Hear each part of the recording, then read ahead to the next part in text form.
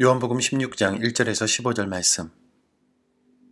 내가 이것을 너희에게 이름은 너희로 실족하지 않게 하려 함이니 사람들이 너희를 출교할 뿐 아니라 때가 이르면 무릇 너희를 죽이는 자가 생각하기를 이것이 하나님을 섬기는 일이라 하리라.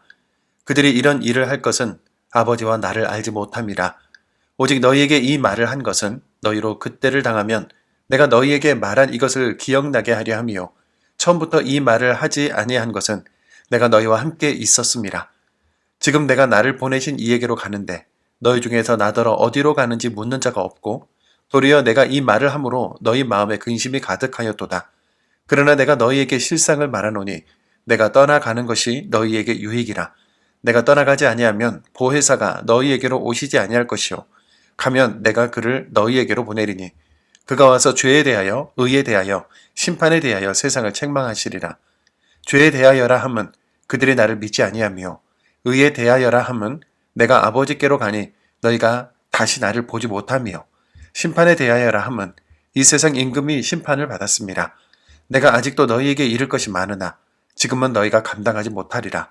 그러나 진리의 성령이 오시면 그가 너희를 모든 진리 가운데로 인도하시리니 그가 스스로 말하지 않고 오직 들은 것을 말하며 장래 일을 너희에게 알리시리라. 그가 내 영광을 나타내리니 내 것을 가지고 너희에게 알리시겠습니다. 무릇 아버지께 있는 것은 다 내 것이라. 그러므로 내가 말하기를 그가 내 것을 가지고 너희에게 알리시리라 하였노라. 아멘. 사도 바울이 주님을 만나기 전 사울이라는 이름으로 불리던 시절 그의 인생 목표는 아주 뚜렷했습니다. 하나님의 율법을 부정하고 유대교를 대적하는 예수쟁이들을 잡아 죽이는 것이었죠. 그는 스데반 집사가 돌에 맞아 죽는 현장에 있었고 다메섹까지 예수 믿는 자들을 쫓아가면서도 확신했습니다. 이것이야말로 하나님을 위한 최고의 열심이다.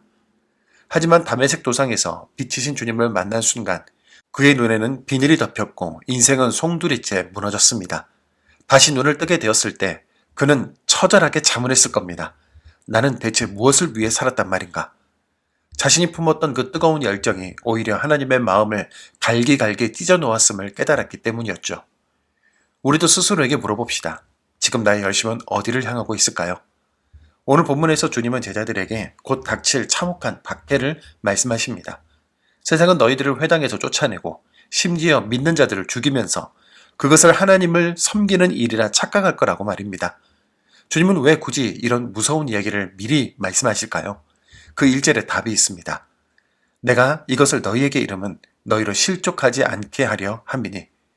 주님은 우리가 고난을 당할 때 하나님께 버림받았다고 오해하여 믿음을 저버리지 않기를 바라셨습니다.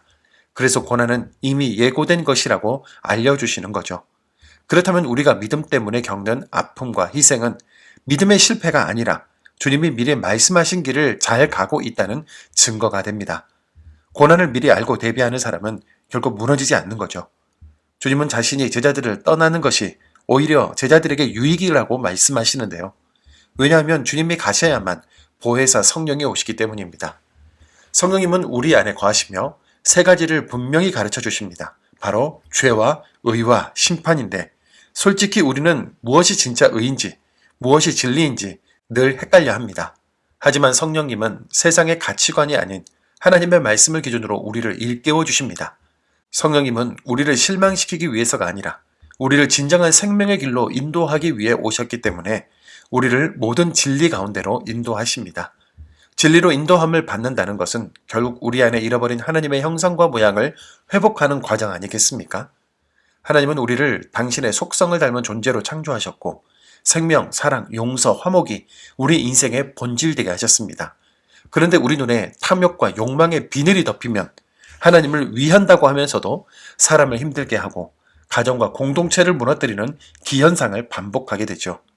이제는 주님, 제 눈에 비늘도 벗겨주시옵소서, 탐욕의 안개를 걷어내고 선명한 눈으로 하나님을 바라보게 하옵소서 하고 기도해야 합니다.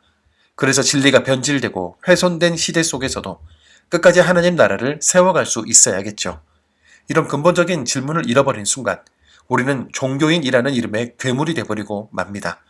이번 한 주간 하나님의 말씀을 기준으로 내 생각과 의도를 매 순간 점검합시다. 수시로 변하는 내 마음을 의지하지 말고 우리를 진리 가운데로 인도하시는 성령님을 의지합시다. 하나님의 형상을 닮은 자답게 사랑과 화평의 도구로 쓰임받는 오늘이 될 것입니다.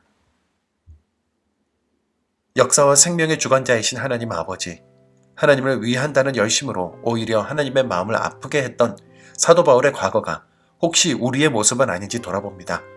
우리 나름대로의 이유와 목적이 누군가에게 상처가 되고 공동체를 허물지는 않았는지 정직하게 고백하오니 우리의 눈에서 탐욕과 고집의 비늘을 벗겨 주옵소서. 주님이 예견하신 고난 앞에서도 실족하지 않는 견고한 믿음을 허락하시고 날마다 우리를 죄와 의와 심판에 대하여 일깨우시는 성령님의 음성에 순종하게 하옵소서.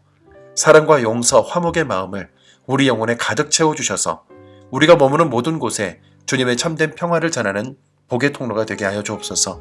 예수님의 이름으로 기도드립니다. 아멘.